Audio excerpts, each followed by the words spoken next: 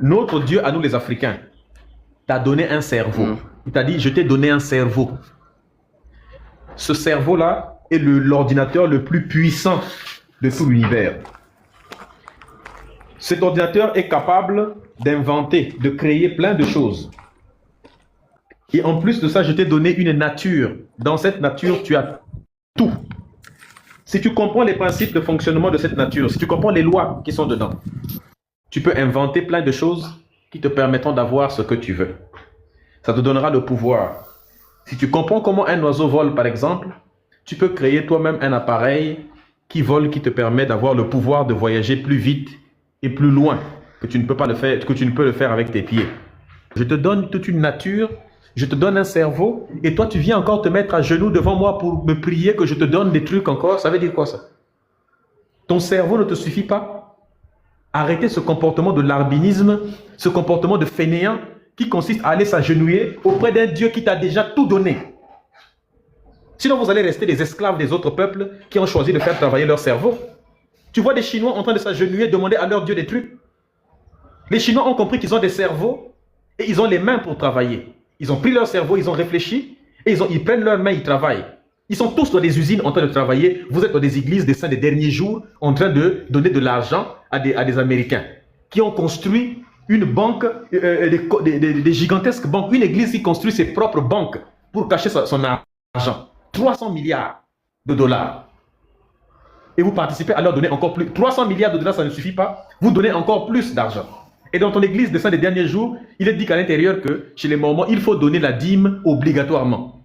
Donc toi, tu es un Africain, ton pays est en difficulté actuellement, et c'est toi qui donnes la dîme à une église américaine.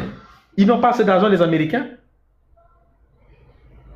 Pourquoi tu as besoin d'aller t'agenouiller pour faire la prière, demander à Dieu quelque chose? Qu'est-ce que tu ne peux pas avoir? Qu'est-ce que toi, tu peux avoir avec la prière que moi, je ne peux pas avoir sans la prière? Qu'est-ce que moi, je ne peux pas avoir avec l'intelligence, le travail acharné et l'argent? Qu'est-ce que je ne peux pas avoir que toi, tu peux avoir avec la prière? Dis-moi. Quand tu pries, Dieu te donne quoi que moi, je ne peux pas avoir avec l'argent, l'intelligence et le travail? Dis-moi. C'est le jour où l'Africain va considérer. Écoute-moi. Le jour où vous, les Africains, vous allez comprendre que la prière ne donne rien, que tout s'obtient par l'intelligence, le travail, c'est ce jour-là que vous allez vous développer. Mais tant que vous serez courbés dans des églises, à genoux avec les fesses à l'air, ou rien la tête à l'air, en train de prier, avec les genoux par terre en train de prier, en train de demander des trucs à des êtres imaginaires, toute la terre entière va vous prendre pour des esclaves et on va vous réesclavagiser pour une deuxième fois. Vous allez devenir les larbins de la terre entière. Et nous allons passer 1000 ans sur cette planète en train de servir les autres. Les autres auront des appareils en train de voler. Leurs enfants iront à l'école avec des fusées. Les autres, leurs enfants iront avec des voitures volantes à l'école. Désormais, quand vous irez en Europe et partout là, vous allez voir, il n'y a plus de voitures qui roulent par terre. C'est seulement sur les immeubles. Fiou, un drone part déposer l'enfant à l'école revient. Et vous serez toujours en train de manger la terre sur le continent africain tant que vous n'allez pas comprendre que c'est l'intelligence et le travail qui donnent la liberté. Ça, c'est quel peuple qui est à genoux toute la journée en train de tout demander à Dieu?